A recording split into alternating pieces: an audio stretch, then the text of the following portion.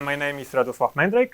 I work as a software developer in Trustpilot, just as Zoe said. And today, I want to talk about Proxy as a feature in JavaScript, somehow new, existing for a few years, but not very well known. And I hope that can change.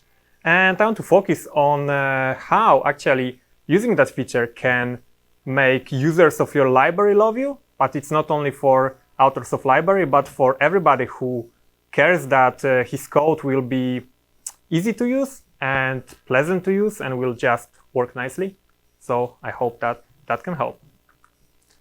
So how can it actually help and how you can use it? It's very powerful and very extendable tool. So there's no one way of using that, but I will focus on the reason on how to make it, how to get a better developer experience by using that. So what you can do, you can build a powerful logging system that don't pollute the code at all, right? So it just get all the data, for example, which property was accessed, which function was called. It can get it kind of transparently, so you don't see that in the code. You can hide a complex logic behind something that looks like, for example, a simple property access. So the user don't need to know that something is going on behind the scenes. I will show also an example of that. And you can, for example, easily track and change and block interactions with the objects. For example, you could make an object that, for example, has a validation on it, right? When you want to set the property, it wouldn't allow you to set that on like any property dynamically. So I think that's one way. There's also much more things it can do. It's not limited to that. So the main idea is to, if it can be used wisely, you can hide some logic behind and make the experience good. So let's start with some simple example how you can use the Proxy API. So let's start with an object called person here with some property called name. And we do console.log, right? We use that property to access the property. And what do we get? Of course, right? Hi, I'm John. Now let's introduce the proxy to that. So what we are adding here, we are adding, in line 7, we are adding a proxy object that we construct with just simple constructor. And we are passing in 2 parameters to that. So the first one is the person. So that's the object that the proxy will wrap. And the second one is a handler that for now is just an empty object. So let's not worry about that. So what will happen when also, let's pay attention to that. Now I'm accessing proxy.name. So what will happen if I execute that line? So what will be printed to the console? The same, right? So if we didn't specify anything in the handler, the proxy will work as a transparent proxy, right? So nothing, it will not change the behavior of the object. But the fun part starts when we specify something in the handler and we start adding some logic here. So what we can specify, for example, it's a function get, and it shows, we can pass in a function there that takes, right? So if we execute that, what happens? So like we can, of course, get the idea, we will get the line 16 printed, and also the object will work just as we wanted. So what's happening here? We defined a get, which is one of the traps in a proxy. There's more of them. I will show them later. And we define that as a function that takes 2 parameters, a target, which will be just the object that the proxy is wrapping around. We can use that inside the function to, for example, access the object and get some information out of it. And we also get the interesting property here called prop that holds the string that which property was accessed. So for example, when we are printing that out, the prop here will hold the string name. So whatever property is being accessed, we get that as a string. So no matter if the property exists on an object or it doesn't exist, we still get this get fired. So as an example, we could have an object that returns something to any property we try to access. We can make something nice out of that. And the last thing was that the function in this scenario, the get trap, is returning a value, and that returned value will be the value that the property actually has when we are using that. So we could override that, right? We can return anything here, and then that property will turn something else without changing the object. So get is one of the so-called traps, but there is more of them. We can do much more with that. On the official documentation, actually, I don't know if official, but on Mozilla, we have documentation which specifies all the possible traps that can be used in a proxy. And there is, of course, the get that we defined, but we also have set. We also have apply. For example, set, it will be used for catching the event of changing a property when we are setting a value to a property. Apply can be used for wrapping a function and being called whenever the function is called. So we can, for example, add some logging, right, transparently. We have also other, we have construct, define property. Some of them are more useful, some of them are more niche, more specialized, but they can change a lot. So we can really modify the way the object works, and we can put a lot of logic there. And I can also talk about example, my personal example. I'm working on an open source library that will be used for validation purposes. And the work is kind of halfway through, so I will not advertise it. But I can tell you why I actually started using Proxy and why I think it's a useful tool on my personal example. So this is some simplified code. And what's happening here? So we have some object called person that have some properties, name, age, and also has the nested objects, right? So we have connections that has also another nested object, best friend, and so on and so on. So it's some kind of a structure, data structure of an object. So for now, this is a black box, so I will later go into details how it works. But what I, as a user of the library, could put it into some function, maybe not the bestly, maybe not called the best way, proxify, that gets some other object. And this is proxy, that's some specific, with some specific, which works in specific way. And what I could later do with that, I could, for example, write a function that validates as a number, and I access my property with proxify.connections.bestfriend.name. So I would go this way, connection, best friend's name, and I would get a result, some result, for example, if this is a valid number or not valid number. But in the result, I can get more information. I can get, for example, which exactly path was accessed here.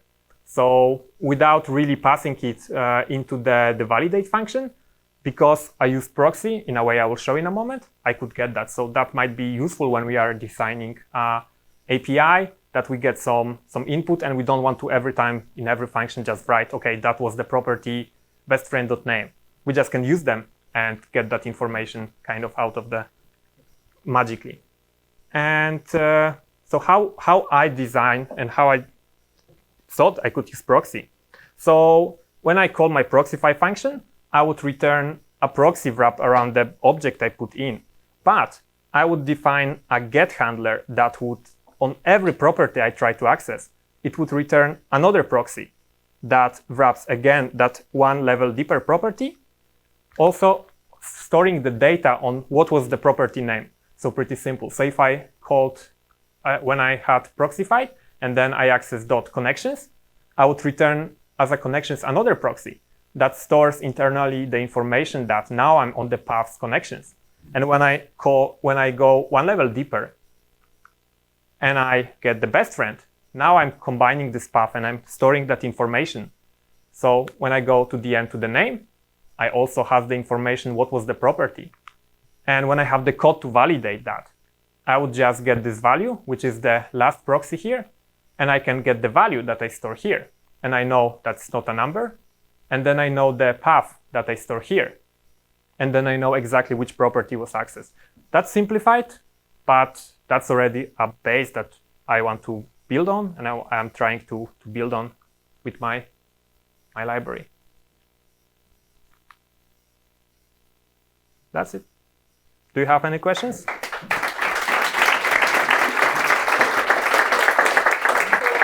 have a question, actually. So, why exactly did you build this library? Yes, I was thinking I had some problem Can you repeat my question? Sorry. Okay. So Zoe asked why did I actually build the library. So I was looking for a good validation library for using in my projects. and I was looking for some features of that. So I was looking for TypeScript support, which is not, at least I couldn't find a library that had good TypeScript support, and also that would allow me to write the rules more as a code rather than have some fixed rules, for example, number in range or something like that. I sometimes need some more complicated rules. And I also, that's not shown here, I also try to get kind of like a composability of the library. So you can write validation methods that can use other validation method kind of in a easy way. So if you have an object, let's say business layer object, let's say user, and it has another business layer object deeper as address, you can have a validation function for the address, and then the validation function for the user can just simply use that and still use all of the benefits of the library. So it's quite complicated to explain, but I didn't see, the simple answer is I didn't see a good library, that I didn't find any, and I thought I could do an exercise and start working on one. How is the browsing support for your library?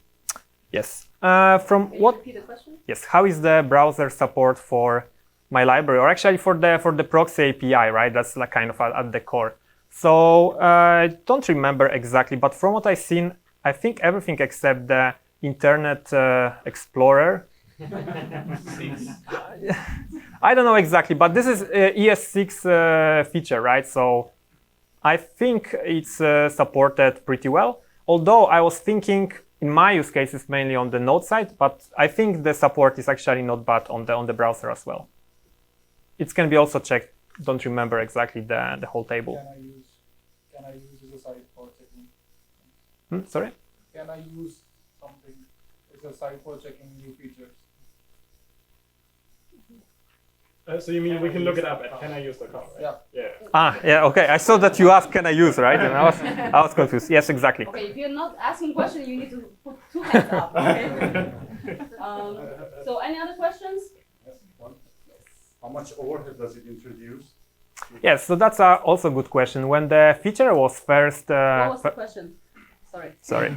So how much overhead does the Proxy API introduce? When it was first being implemented, I seen the first benchmarks. So it introduced actually like multiple times of more time of overhead. But what I also seen that I think in V8 and in the newer engines, actually the overhead is not that bad. There is an overhead, also depending how much do you, how often do you use it. But it wasn't terrible for like everyday use cases. If you are writing, I don't know, a trading bot that's trading on the exchanges, something when you need every millisecond, that's probably not the best idea. But in everyday, day-to-day life, I think it's not bad. Apart from your validation library, I mean, I've never heard of this proxy before, but yeah, apart from your validation library, have you seen any other use cases that you thought it would be useful for in other scenarios? Yes. So the proxy. Yes, the question is that apart from the validation library, what are the other possible use cases for the Proxy API? So, like I said, the Proxy API is very universal. It's not only made for that use case, right? You can catch any property access. You can catch even stuff like iterating like properties, or is something is a property in object. You can catch a lot of different events happening on an object. So it's more of a reflection type of feature. I don't know exactly. I focus on the developer experience and improving that, because this way you can hide stuff. But I can imagine that there might be like use cases like a logging or any type when you need to kind of have a universal handler over seeing what's happening and maybe affecting what's happening. I don't know about other exact use cases. If I think of anything, I'll maybe make another library. So, any other questions? We still have time. Okay, so give a hand to him.